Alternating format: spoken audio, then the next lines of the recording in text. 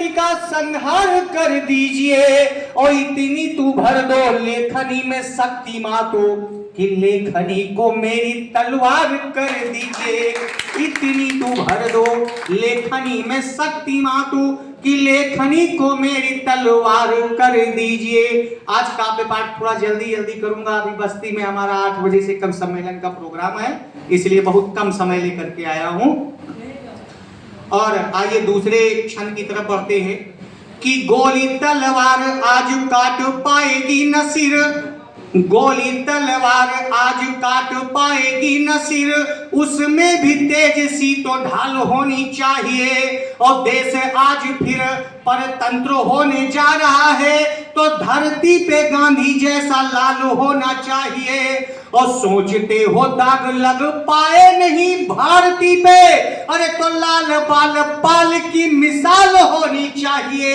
और मातृभूमि प्यासी आज शत्रुओं के खून की है तो दुश्मनों के रक्त से ये लाल होनी चाहिए। मातृभूमि प्यासी आज। और इस वीर रस की पंक्तियों के बाद में अब आपको थोड़ा से मुक्तक की तरफ, अपनी विधा की तरफ ले चलते हैं। 2 मुक्तक के माध्यम से श्रृंगार और इसके बाद करुण के माध्यम से हम खुद प्रस्थान कर जाएंगे। तो आइए कि कृष्ण जब अपनी मुरली बजाने लगे, क्या बात है, कृष्ण जब अपनी मुरली बजाने लगे तो क्या होता है, अरे राधिका के कदम डगमगाने लगे। तो रास रचने लगा फिर मेरे दोस्तों, रास रचने लगा फिर मेरे दोस्तों। और पंछी भी मिल मधुर गीत गाने लगे, पंछी भी मिल मधुर गीत गाने लगे। और एक छोटा सी और मुक्तक इन बेटियों के ऊपर कि घर की ये बहू बेटियां खुशियों की लड़ी हैं। बहुत अभी तक चर्चा चल रही थी कि देश में बेटियों का बोलबाला है, बेटियों के नाम देश है, लेकिन ऐसा नहीं वैसा नहीं। चलिए खैर ठीक है कि घर की ये बहू बेटियां खुशियों की लड़ी हैं। और कैसे हैं कि संबंधों की दीवार में नगमासी जड़ी है, संबंधों की दीवार में नगमासी जड़ी है। और अपमान न इनका कभी भी भूल के करना, क्यों, वरना ये उलट के या फिर तूफान खड़ी है, वरना ये उलट के या फिर तूफान खड़ी है। और आइए अपनी तीसरी विधा गीत की तरफ चलते हैं। और एक छोटा सा गीत है, आज के समाज में आंखों देखा हाल है, और खुद आप महसूस करिएगा कि कहां तक मैंने उस यथार्थ को अपनी कलम के माध्यम से व्यक्त करने का प्रयास किया है। आइए कि जेहका के खातिर अरे रोवैयो दुनिया, अखियां सपना सजोए।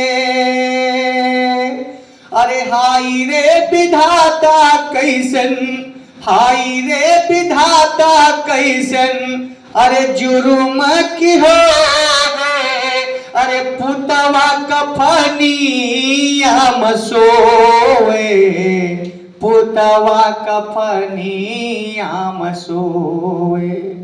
एक माँ के दर्द को मैंने कलम के माध्यम से व्यक्त किया कि अंगूरी पकारी जिहका चलना सिखायो, अंगूरी पकारी जिहका चलना सिखायो। खुद सोयो भूई जिहका पलना झुलायो, आज कफनिया मसोए, छतिया पीट मैया रोए, छतिया पीट मैया रोए। और दूसरी तरफ उस पिता की बेटियों के क्या हालात हैं उनको भी मैंने थोड़ा से व्यक्त करने का प्रयास किया है कि बिटिया कहे के ही का, अरे कही वे पापा, बिटिया कहे के ही का कही वे पापा, यह दुखवा कैसन सही वे पापा। अरे दोसवा करमिया के अपने दई के, दोसवा करमिया के अपने दई के, खोपड़ी पीट बेटी रोवे, बपुआ कफनी आम सोए, बपुआ कफनी आम सोए। और आइए एक पत्नी के क्या हालात होते हैं, इसको हंसने की बात नहीं है भैया, बड़ा मार्मिक दृश्य है ये।